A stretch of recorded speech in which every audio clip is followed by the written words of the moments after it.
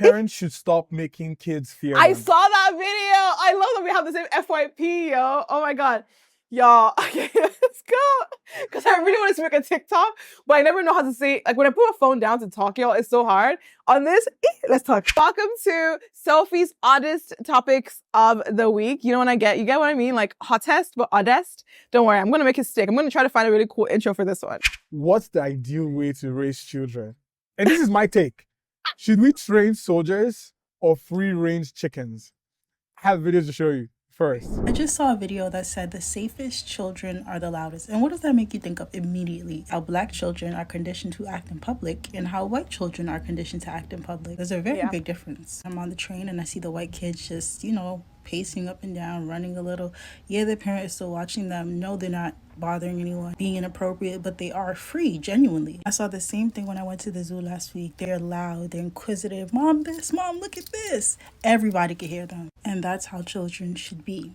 Free. In that same video where he said the safest kids are the loudest, he also said that his role as a parent is to allow his child to grow and move throughout life without fear. And this is for all my people of color watching this. Did you fear your parents? Okay. I have a ton of episodes. I have two perspectives to give about raising kids. I do not have kids. I don't know if I want kids, Mommy, if you're watching this.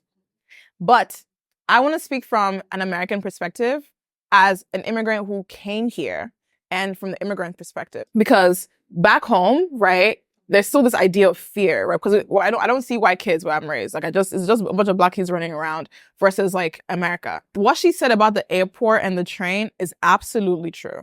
That's a fact. And one of my biggest things about our community, especially the Black community within America, is like our community is ruled by shame.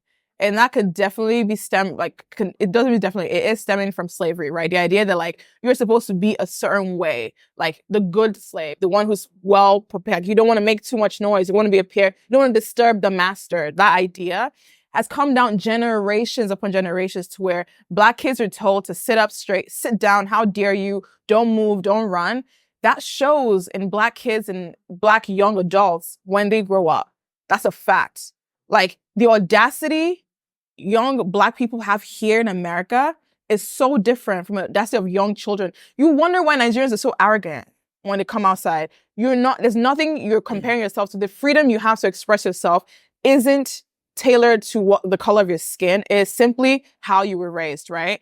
In this particular conversation, I remember I saw a TikTok where a white child was running around the airport. Everyone was like, oh my God, that's so cute. Look at that boy. Like, as a white kid, you're raised to have zero inhibitions. You're just having fun. Like you're allowed to explore. You're allowed to jump. How high? As a Black kid, you're supposed to sit up. Don't embarrass me. Sit down. Don't do this. Your curiosity is stifled because of it. And you can see that when you grow up. The Nigerian context I want to give is the only thing that makes you too much or too annoying or too loud is, if anything, how you grew up. Are you wealthy or not? Right? Because if you're wealthy, your comparison to how well you're doing is if like your parents are rich and they're comparing their, livelihood and how you behave to like the Western ideas of what rich people act or how rich people act in that idea. Versus if you're just hanging around with normal kids from like lower income households or whatever, they're chilling, playing in the grass. They're jumping above. Their parents are there in the gutter playing. Yeah, your cousins are all running around. Like that's literally how you grew up. While I grew up, we had no jump. The only reason they're telling you to stop it is if you're going to get hurt. Right? You're allowed to play, to have fun, to be a kid. Like, there is no, don't let this person catch you, don't let this person, there's none of that. They also tell you don't get hurt. That's it. That's what they tell you. That's what they'll tell you. They never say don't do that. It's just don't get hurt. And if you get hurt, didn't I tell you? I told you. And now you've seen. I know you've seen. I remember seeing that all the consequences. time. Now you've seen it. Now you're crying. That's the difference in how you're raised as a young kid where I'm from. Because you're not comparing you're only comparing the fact that you might be embarrassed because you're poor, right? Because if you think about like rich, if you're going to a rich family and from a poor family, that's when your mom will tell you, oh yeah, sit down. I don't dirty that chair. Sit properly, right? Because the poor kids don't behave a certain way versus the rich kids. But again, I ask folks who are in that dynamic, if you're a rich kid, who are your parents comparing you to? It's really the idea of westernization, right? Especially if you're in Nigeria versus here. So that's my thought on it. That's an interesting take. No, because like, I didn't even like think about it that way. That's why it's like, I'm so like, oh my God, what can I get? like, where can I go in the world? Because when I was first, like, when I saw the video, the first thing I thought about is like, I was afraid of my parents, right? Like there was that moment where, but the fear isn't based on a comparison to whiteness or the white man in any capacity. It's usually just your parents are strict. Like African, it's like Korean parents. Like, not Korean, I should not pick Korean people. I keep calling them up, like Asian people, for example. Like, immigrant parents tend to be stricter, right? Because usually it's just behavior. Don't get hurt. You want to be successful. You want to be this. You have to behave a certain way. Not necessarily compared to, you can always still stem that from colonization, right? In a larger scheme of things, because if you behave a certain way, you're more likely to be successful, because then you can assimilate more into the culture that has the money. And the spending power is definitely in the Western hand. You see the difference? And I think the parents too also have this thing that they're fighting too. So they're pretty much projecting on the children. Exactly. But in the American culture, especially within Black America, the usual comparison is to whiteness. Like, you don't want to be embarrassing. You don't want to embarrass me. Don't let me catch you there. Da, da, da, da. It's different. That fear is different. And I love when folks see that and think radical. Like, let's stop doing that. Okay, so this person that wrote this comment, right? First, I like that statement. You're not training children, you're molding adults. But I think you should read this comment. I was thinking about how I'm still low-key afraid of my parents the other night. I heard my mom hid and pretended to sleep but then I paused because I'm 19. Like, I was so afraid of her finding me awake. My relationship with them is very relaxed, but part of me still holds to when it wasn't like that. I think that's true. I really think there's a certain level of respect our parents hold, especially as Black people growing up, that we oftentimes see it as fear.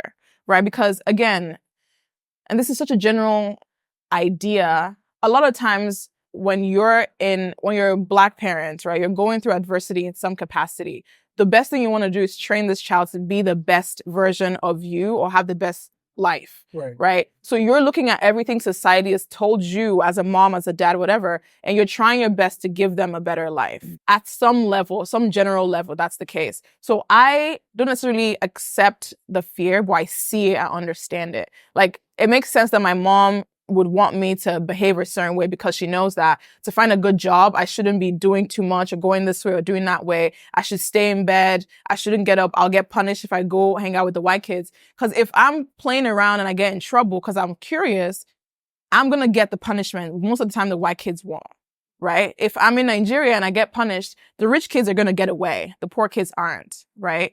That is where that fear comes from. And hopefully, as time goes on, of course, we're going to be in better circumstances, so that's not really the case. But usually, that is oftentimes where the fear comes from. Or they're just parents who have not done the work to be better people for their kids, right? It's like you have a kid and you're like, all that fear and anger growing up, I want to pour this into this human. And those are also the toxic ones. But for the most part, the general idea is you want a better life for your kids. So you want to try, you're scared to have them do so many things because of it.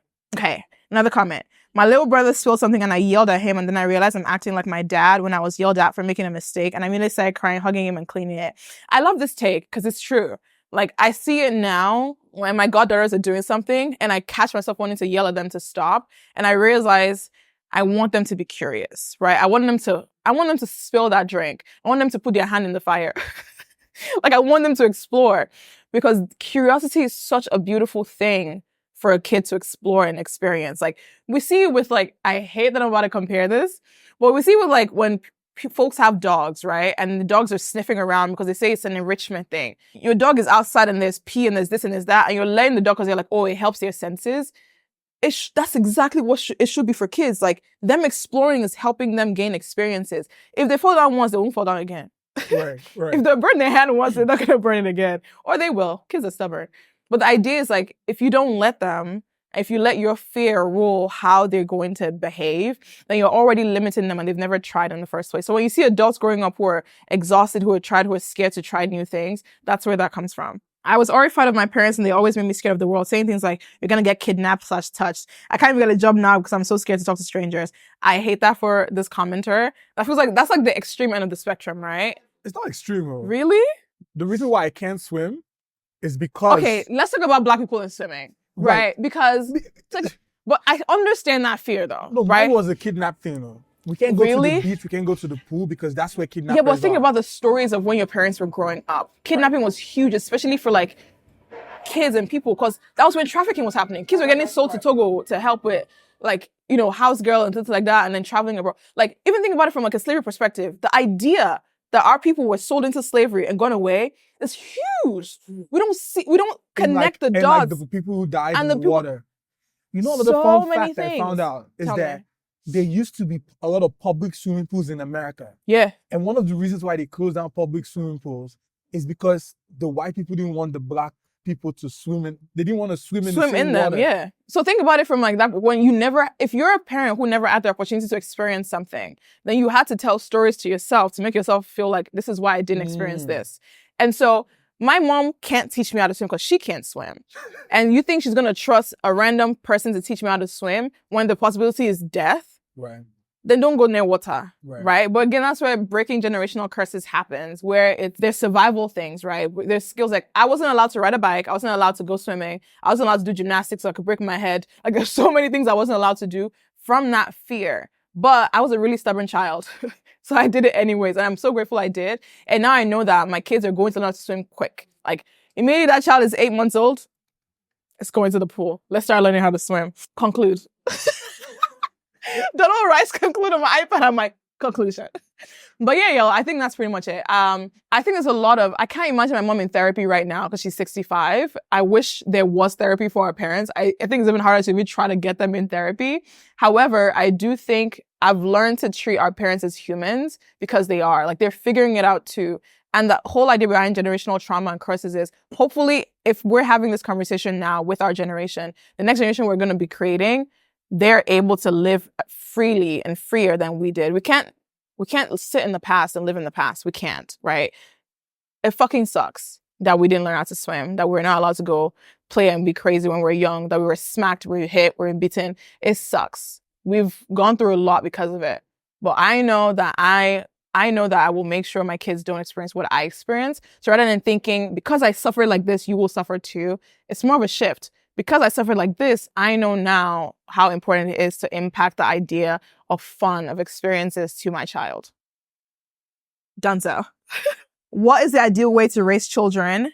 I think I would say that my mom was always very limiting. Like she never told me explicitly you can't do something, but I definitely knew there were limits. But she also didn't force me. She never hit me. She never like did things that would, like if I said I wasn't going to do this, and if she told me not to do something and I did it, it wasn't the end of the world, basically. So I think that's what has allowed me to always question a lot of things. We still went through a lot of push and pull, but I think generally, just to raise kids to have more freedom, especially Black kids, they deserve to dream, they deserve to explore, they deserve to jump.